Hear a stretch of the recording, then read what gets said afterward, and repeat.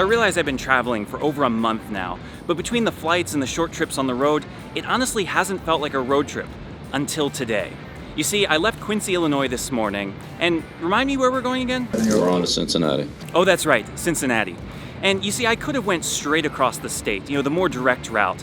But that's not what you do on road trips. It's not about just getting to your destination, it's how you get there. Which is why I decided to take this route.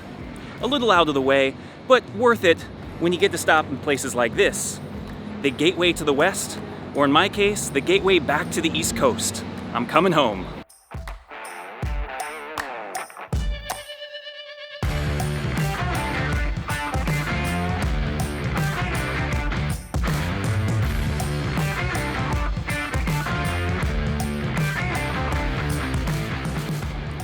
So I've been walking around St. Louis for only about 20 minutes and I am already just a hot mess, completely soaked. This is disgusting. Also, I'm about 30 minutes behind schedule, so figure that one out. I'm heading back to the car, gotta hit the road. I'll catch you in a second. Thank you, Lord Baby Jesus, for inventing air conditioning. It makes our lives so much better. Now I can drive in peace to our next stop, Louisville, Kentucky. All right, it is time for a pit stop, getting some gas, can use the restroom, get some water. I've driven about 400 miles today. Time for a break. Started in the city of Missouri, drove through the flatlands, the farmlands of Illinois, now through the rolling hills of Indiana. I didn't know Indiana had rolling hills, but apparently it does, and they're quite beautiful. About 30 minutes from Louisville, ready to get there. But I will say, it's been a good drive. I do love to drive. I love the road trip. But there is one thing definitely missing, and that's other people. I've got my tunes, I've got myself, but there's something about having another person on a road trip that just makes it that much better. So it's been good, but it could be better. But speaking of music, that's an interesting question. What is on Brother Casey's road trip playlist? Well, you gotta start with Dave Matthews Band. Best band in the whole world as far as I'm concerned. Great to listen to at all times, especially on a road trip. But I also like to listen to Florence and the Machine, Mumford & Sons, any sort of classic rock, folk music, great stuff. But I don't always listen to stuff with lyrics. Sometimes I like more electronica stuff with beats, things like Odessa and Emancipator, Joey Fehrenbach, and even some classical stuff, some Carrie Muzzy, some Einaudi Ludovico, or however you pronounce his name, some Italian guy. Great stuff. And it's not always music, so you gotta love the podcast. I'm listening to TED Radio Hour and How I Built This, inspiring stuff, get to learn as I go.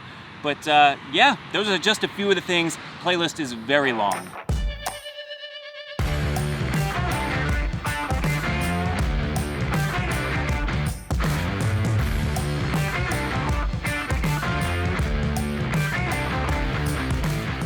All right, car refueled? Check. Rehydrated? Check. Sweatier than if I ran a marathon? Check. I think this is mission accomplished. Let's get to Louisville because I am hungry. So, funny story. Between getting gas, getting something to drink, and filming those few segments, I wasted about 30 minutes, which is fine. That's all right, 30 minutes. Except I never accounted stopping in the first place. And so when you add that to the fact that I was already running 30 or 40 minutes behind schedule, it meant that I left myself exactly 29 minutes to spend in Louisville. So knowing that that was not going to be enough time, I decided just to scrap the whole thing. I drove through downtown. I can say I've seen it and I've been there, but a full trip will have to wait. I've decided instead just to get some food and be on my way. And that, folks, is how it's done. A little less than 12 hours, 500 miles traveled, and we made it. No accidents, no speeding tickets. We're here. We're on to Cincinnati. No, Bill, go home. Go to bed. We don't need you anymore. Thank you. Thank you. I'm here in Cincinnati. I am understandably exhausted, ready to go inside and meet the FRIARs. Unfortunately, I've got a few hours of editing tonight for the video that will be released tomorrow, which for you will be last week, but that's how time works. Got a big day planned tomorrow. Can't wait to show you all of this here. Well, good morning on this fine Friday morning. If you open up your called books to the very front cover, you will see that it's published by Franciscan Media. And if you look just below Franciscan Media, you'll see a city, Cincinnati. Well, I just happen to be right there, right now. Welcome to Franciscan Media.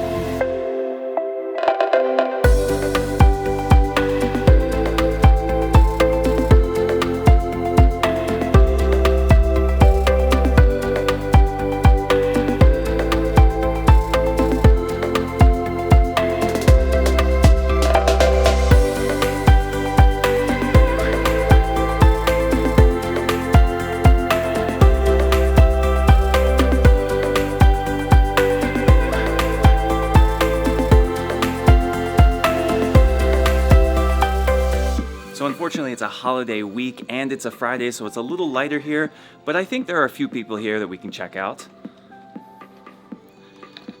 Oh, here's a few. We got Ray. Casey, welcome back to Cincinnati. Good to see you. Hey, Graham. Brother Casey. Good to see you. Pleasure. What is going on today? It's Friday in the sales department. Friday in the sales department, which apparently means The loud music. we're playing Tetris or something. I don't know. Well, you see, Ray here, let's see if we can get... So Ray is a very important person for the Called book because you see, I had the idea to write the book and I didn't know who to contact. And so I was thinking, how do I approach this? And all of a sudden I have an email in my box from Ray, who I'd never met, who wanted me to do a web series. And I said, sure, send over the proposal. Also, I have one for you. And a relationship was born. Just like that. I think the Spirit was working through both of us. Hey. Hi. Thanks a lot for nothing. You want to be best friends? Yes. I'm so happy you're here. This is our model. We use him for our. This company has a Christmas dog. one. Oh, yes. Ready?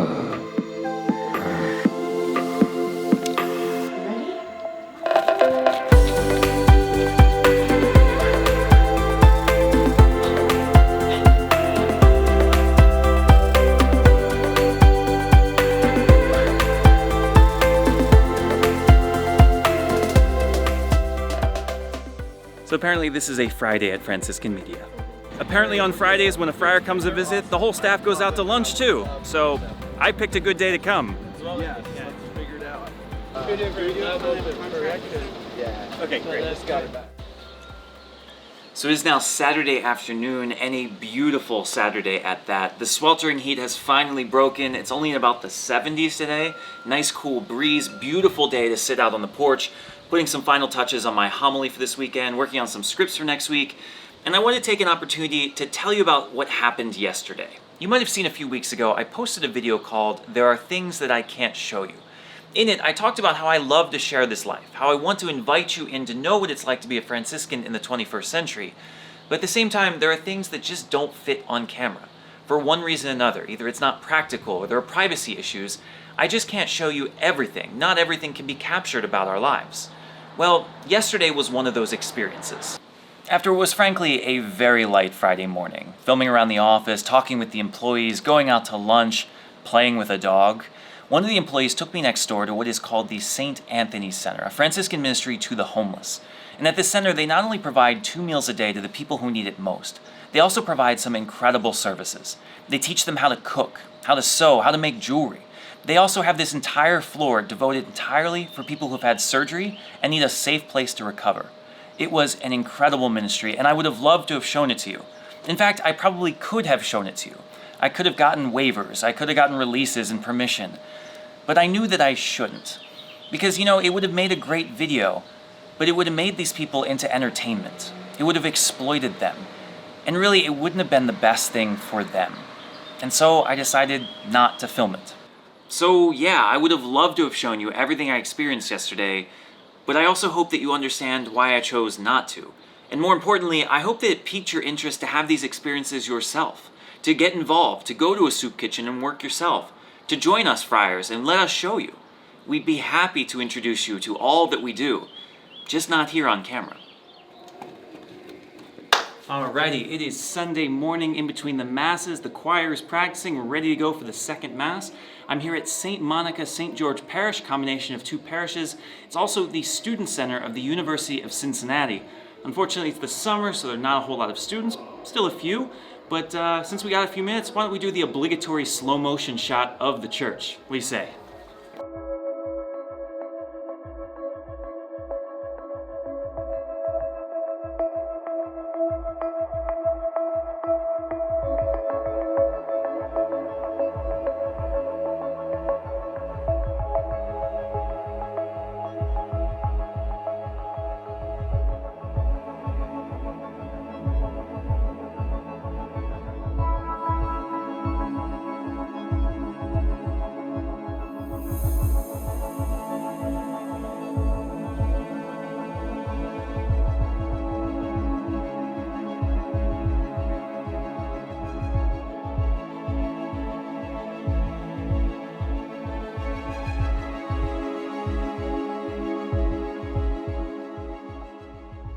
So definitely not as bright as the last church, but a lot more detail. The paintings on every square inch of this place are gorgeous. I mean, right behind the altar with the giant mosaic on the top, beautiful gold, beautiful artwork. It's a stunning church for sure, definitely a different style, but it's been great worshiping here. We're done 3 masses. I get a little bit of a break now, get to get some food, which is always important, and I'll be back in a few hours to serve the people of God again. All right, it's about 5 o'clock, getting ready for the last Mass of the day, very excited. And as many of you know, one of the main reasons for this tour across the country this summer is to promote my book, called What Happens After Saying Yes to God, or kind of the themes of it more so, discernment and discipleship. But what you may not know is that I'm actually not selling the book in any proper sense.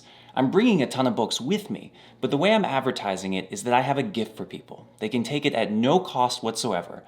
But if they want to offer a donation, I'm not going to turn it down. And you see, the reason for that is exactly typified in what I saw this morning. There were 4 college students that came up, and they were very excited. They were discerning, they wanted to go closer with Christ, and they wanted me to sign the book, very excited. But they didn't put a single dollar in.